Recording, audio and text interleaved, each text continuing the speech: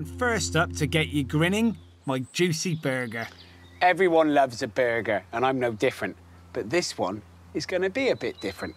It's made of pork rather than beef, and it's hugely influenced by Spanish flavours.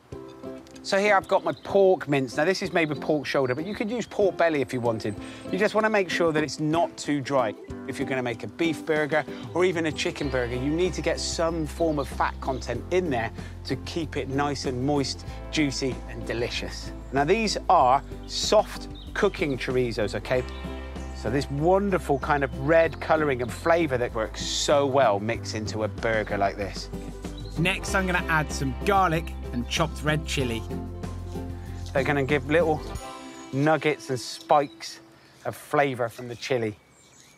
I've got some onion here that I've already caramelised. It's got this kind of, you know, like the hot dog smell when you go to football matches and there's that lovely caramelised hot dogs that are on the stands. That's what we've got here. So next into my burger mix, I've got some spice in. Now, this is spicing for flavour, not necessarily heat, but these will give big flavour punches. I'm using ground toasted cumin and coriander and some smoked paprika. Thyme gives a delicious freshness, and polenta will help bind everything together and give a little bit of crunch. And then lastly, now this is the magic ingredient, half a teaspoon bicarbonate of soda. And that sounds bizarre, but trust me on this. What happens is if we start to work it together, that bicarbonate of soda draws and stretches all the proteins in the meat.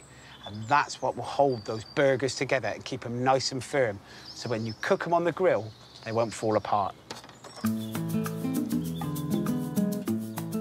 It already looks like a Spanish festival, the red, the green flecks, and the yellow that comes from the polenta. Right, little pinch of salt and pepper. This mix should divide nicely into 4. So you don't want to make them too thin, OK? Still going to want them to be nice and thick and juicy.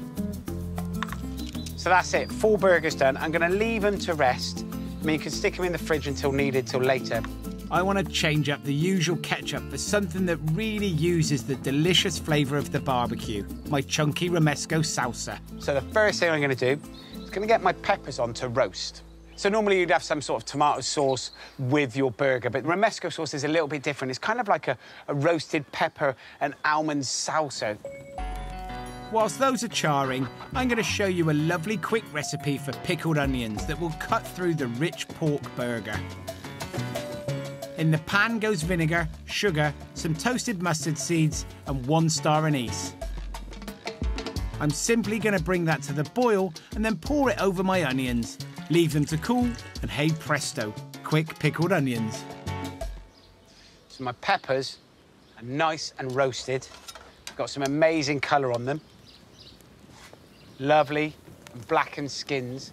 It's going to be really easy to remove. The skins will come off easily.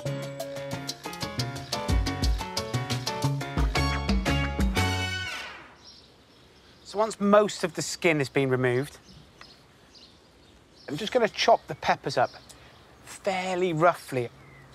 So romesco sauce originally comes from the Catalan area. It's basically the Catalan version of ketchup.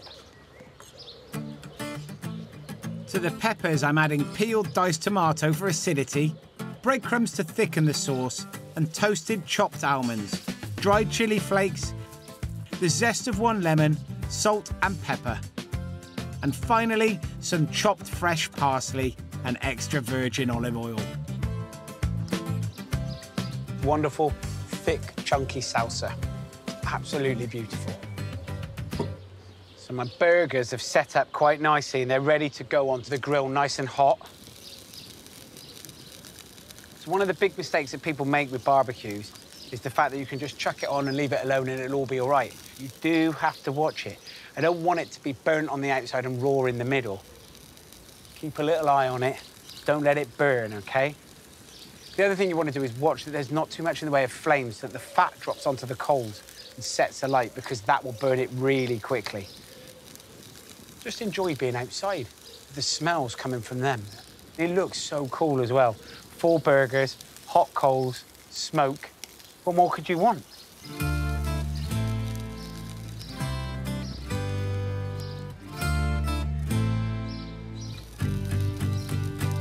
ready for turning. Oh, look at those colours, it's amazing. Caramelised dark.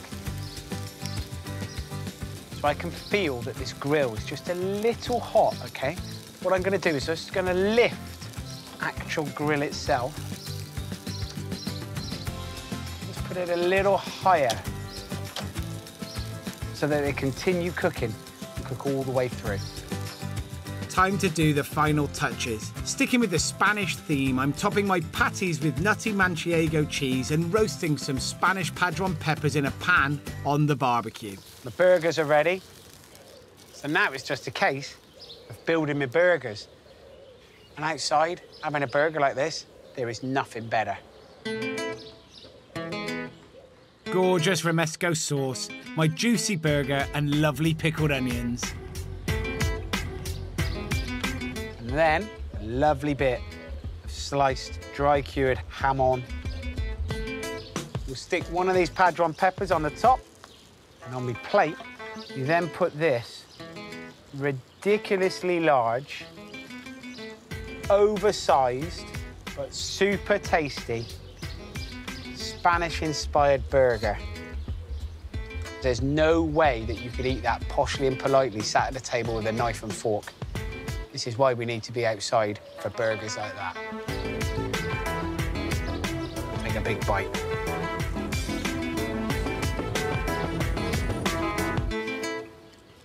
The cheese is delicious. The onions, the pickle, absolutely fantastic. But that burger, the layers of flavour that have gone through that, the texture is amazing from the pork shoulder. That bit of chorizo that's gone through it, the spicing, the seasoning, absolutely delicious. This, I'd have it up there as the best burger I've ever had.